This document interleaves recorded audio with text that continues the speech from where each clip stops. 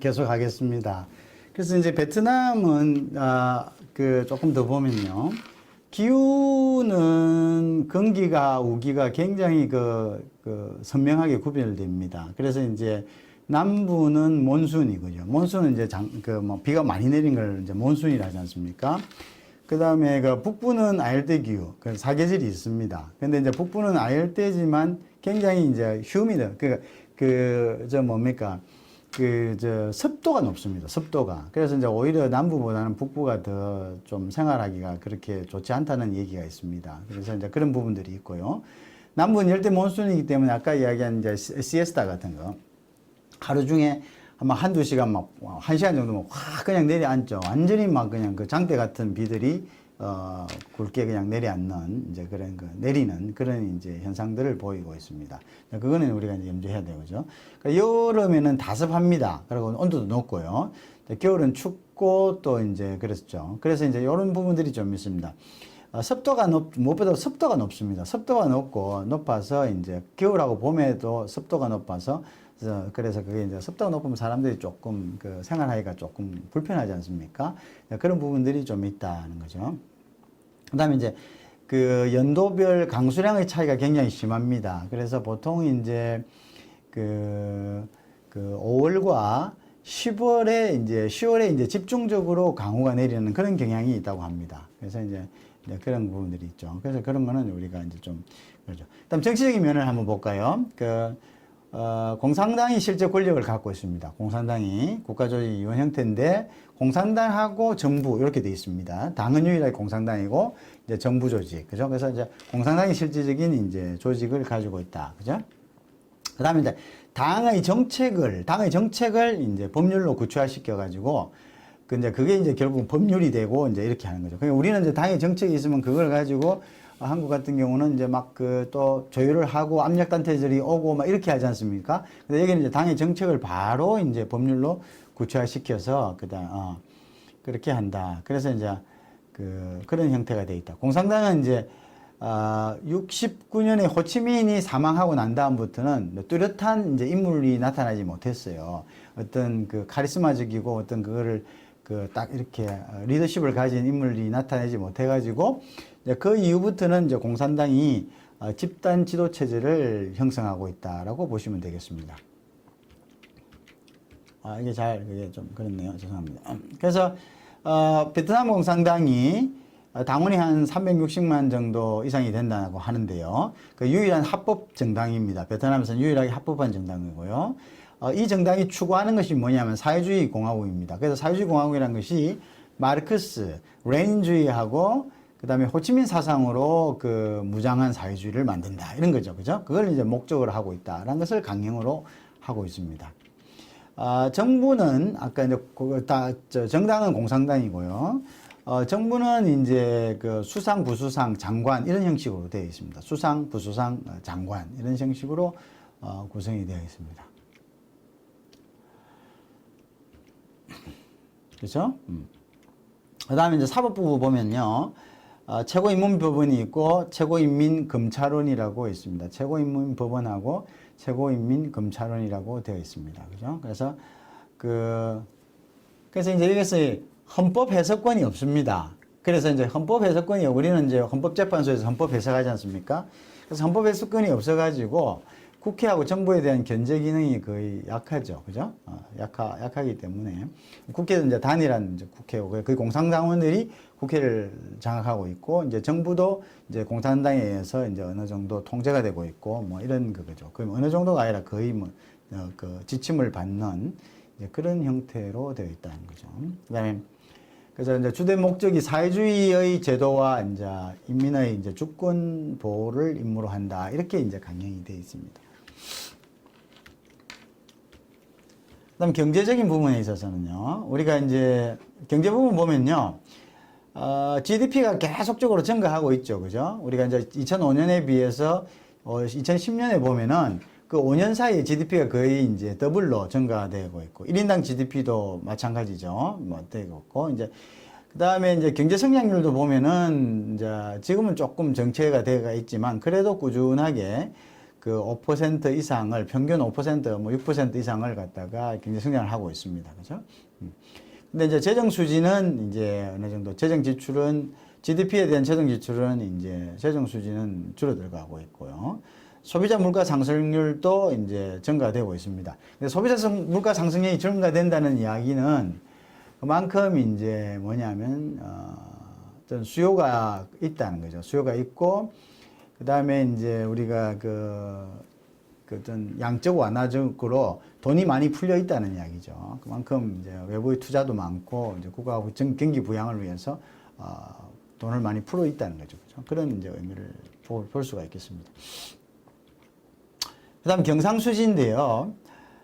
경상수지는 뭐 상품수지, 서비스수지 뭐 이런 거로 나눌 수 있죠. 뭐 상품수지는 우리가 이제 무역을 해가지고 얻는 이제 수익을 이야기하고요. 서비스수지는 이제 무역 이외의 이제 수지들이죠. 뭐 금융수지라든지 뭐 다른 여러 가지 수지들이 있을 수가 있습니다. 그래서 이제 그 경상수지는 계속적으로 이제 마이너스가 되고 있는데요. 그 부분이 이제 증가하고 있는 추세를 보이고 있습니다. 이는 뭐냐면 그만큼 뭡니까?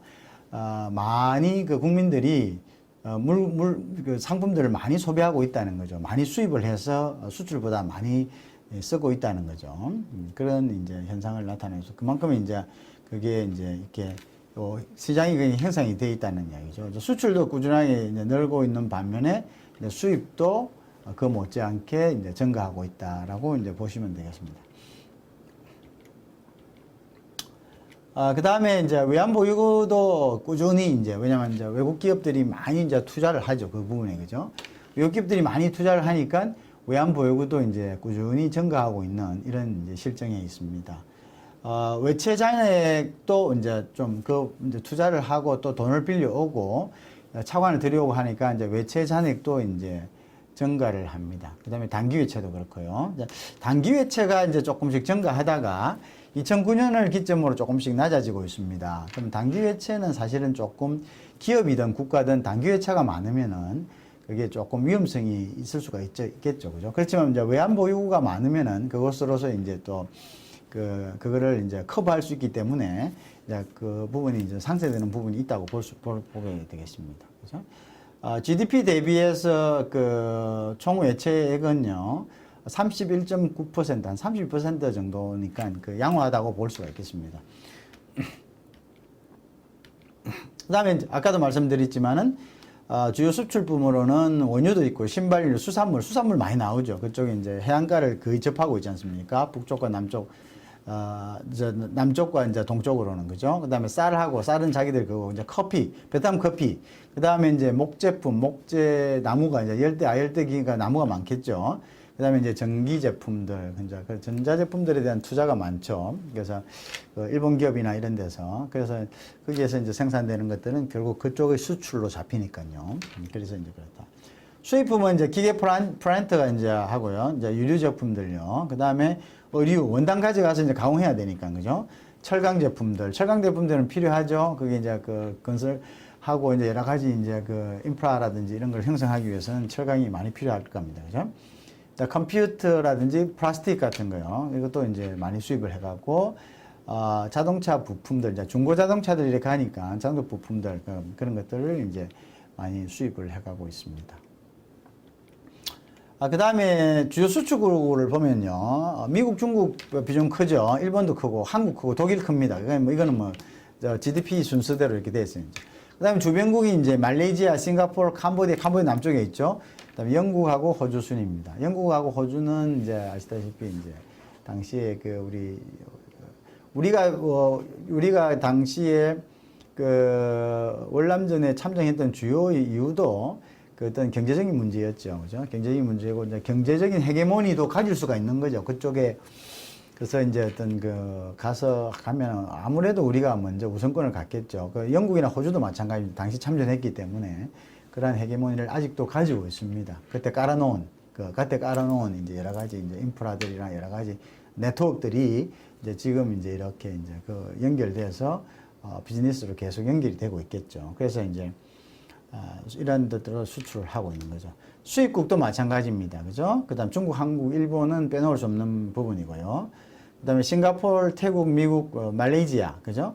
그다음에 인도, 인도네시아 순. 인도하고 인도네시아는 이제 인도 밑에 접해 있으니까요. 싱가포르하고 태국 다 옆에 주변국들이죠, 그죠? 이렇게 이제 이런 곳으로부터 이제 수입을 한다. 그죠? 그 다음에 이제 투자국을 보면요. 베트남 주요 투자, 대만, 싱가포르, 한국, 일본, 말레이시아, 그죠? 이런 나라들이 이제 많이 투자를 하고 있습니다. 그 다음에 영국과 미국도 이제 투자를 하고 있고요. 그래서 이제 그렇다. 주변국들이 이제 많이 투자를 하고 있죠. 투자 업종은 이제 아무래도 이제 풍부하고 그 뭡니까 질이 좋은 노동력들이 있죠. 그래서 제조, 강호, 부동산, 경영, 그 다음에 이제 부동산 그 땅이 이제 아무래도 많이 있겠죠. 이제 농지라든지 이런 걸 갖다 도시화 시킬 수 있는 그런 땅들이 많겠죠. 이제 호텔, 외식이라든지 그 이제 전력이나 이제 건설 같은 것도 마찬가지고요. 그 다음에 이제 물 같은 것도 이제 많이 이제 필요하니까 용수 제조업은 정보통신 순으로 이제 되어 있습니다. 그런 순으로 이제 되어 있다.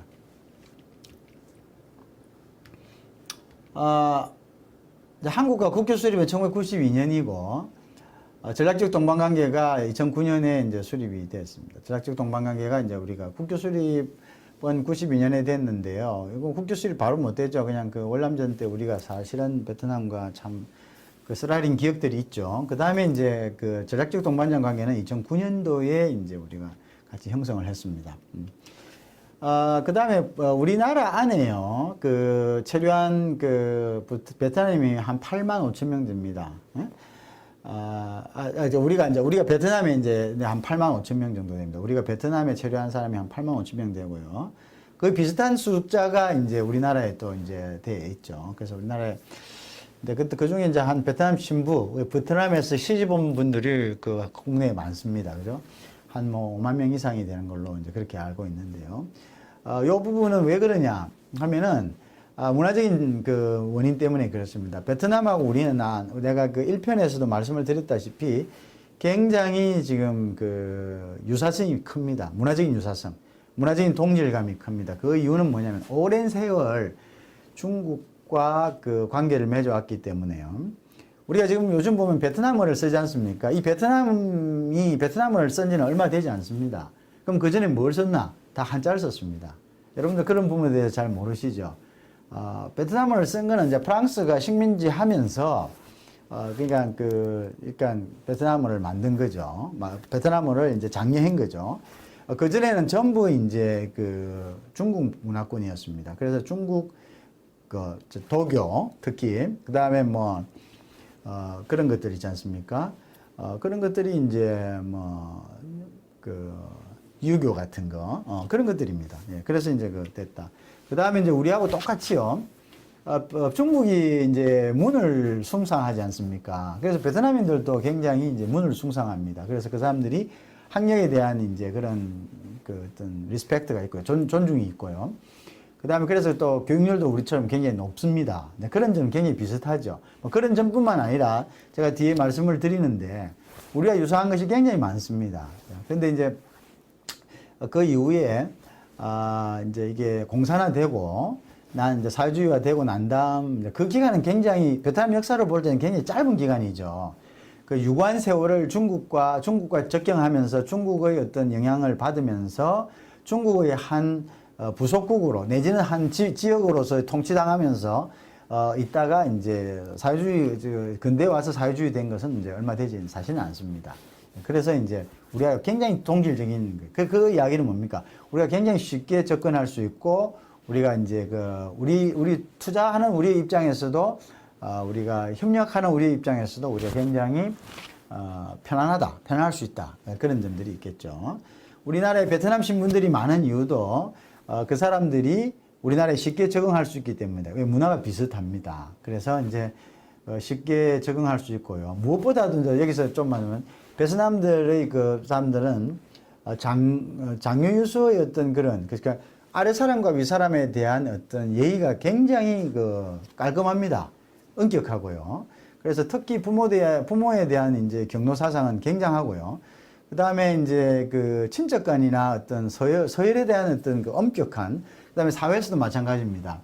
그 사회생활에서의 서열도 그 사람들이 우리나라 사람들만큼이나 굉장히 예의를 그 존중하고 있습니다. 그래서 그런 것들이 굉장히 이제 그 베트남민들은 한국에 와서 우리나라에 예를 들어 생각해 보세요.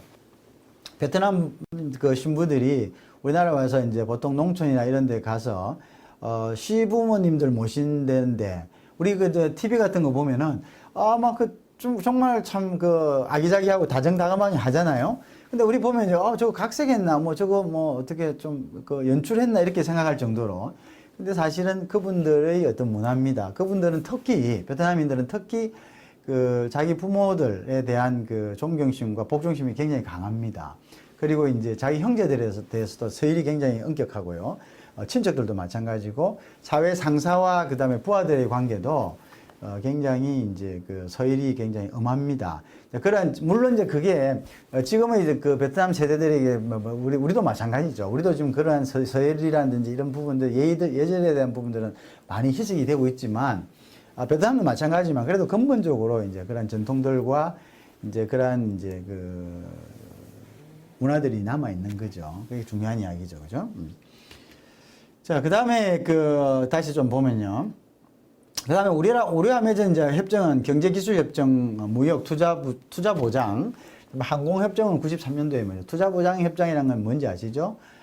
투자가 일어났을 때 이제 자국의 정치적인 영향으로 인해가지고 뭔가 이제 몰수가 된다든지 여러 가지 했을 때 그런 부분들을 우리가 이제 상호 이제 보호해준다는 이야기죠. 그 다음에 이중강제 방지다. 이중과세라는 것은 이제 베트남에서 또 베트남 세법으로 물고 한국에서 한국 세법으로 물고 이렇게 하지 않는다는 거죠. 한 곳에서 이제 물면 한다. 그다음 이제 세관협정도 마찬가지입니다. 여러 가지 그런 것들도 이제 그 방지할 수 있는 이제 그런 부분들이 이제 있다는 거죠. 자, 그다음에 이제 볼까요? 과학기술협정 95주년, 원자력 협정도 96년에 이제 맺어서 이제 우리랑 이제 하고 있다는 거죠.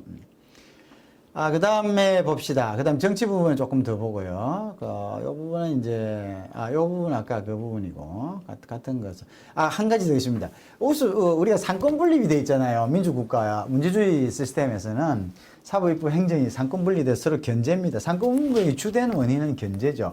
근데 이제 어떻게 보면은 이제 보세요.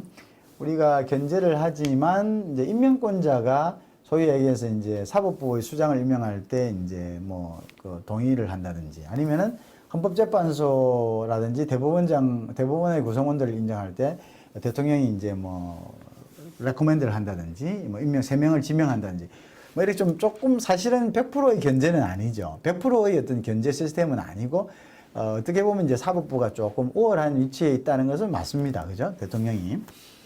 근데 이제 보면은 베트남에는 근데 우리는 이제 법원장이 그 사법부의 수장이 국회의원을 겸하지는 않습니다. 그죠? 그거는 완전히 이제 어떻게 보면 견제가 안 되는 거죠. 근데 그 구성원인데 어떻게 견제를 하겠습니까? 물론 어느 정도는 하겠지만은 본질적인 부분에 대해서 막 이렇게 첨예하게 대립되는 부분에 있어서는 견제가 힘들 수가 있겠죠. 근데 이제 베트남에서는 우리나라의 이제 대법원장, 그 다음에 검찰총장, 이런 사람들이, 뭘 겸하고 있다? 국회의원을 겸하고 있다는 거죠. 그죠?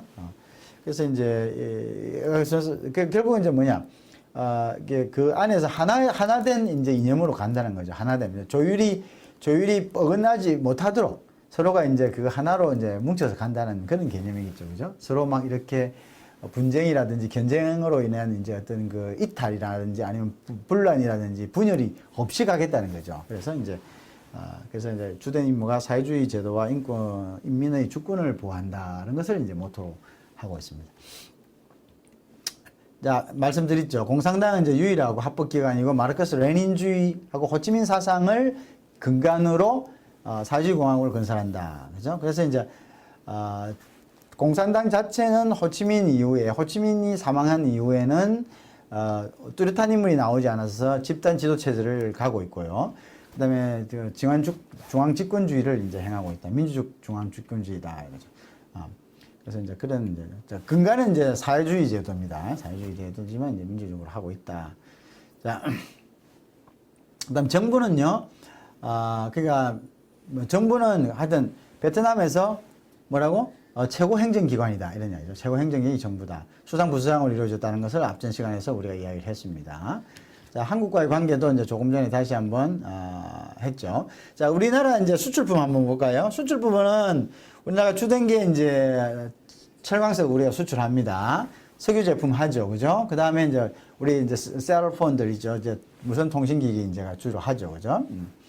그 다음에 우리가 베트남을 수입한 것은 원유, 우리는 안 나니까요. 의류라든지 이제 석탄 같은 거, 석탄은 베트남에서 많이 납니다. 그래서 이제 원유, 의류, 석탄 같은 것들을 우리가 이제 주로 이제 수입을 하고 있다는 것을 아시면 되겠습니다. 자, 일단은 이제 이 두 번째 이제도 이제 한번 여기서 볼까요? 자, 그 다음에 이제 정치적으로는 그건 이제 베트남 국회가 있는데요. 인민 최고기관이다. 그 다음에 모든 그 활동의 최고 감사권을 가진다. 감사권을 이제 명목적으로 가지고 있습니다. 근데 이제 단일 정당이니까 공산당이 거의 이제 여기 공산당 유일한 공산당, 그죠? 그다음 공산당이 또 정부도 이제 하고 법도 이제 공산당은 이제 의회에서 이제 법을 만드는 것보다는 공산당이 어떤 이제 자기 정책으로서 이렇게 해서 거기서 막 결정 나면 그게 바로 법으로 되고 막 이런 시스템이 되어 있습니다. 그래서 국회의원은 이제 공산당원하고 한 500명으로 구성되어 있고요. 이제 공산당원들이 대부분 이제 국회를 그걸 하겠죠.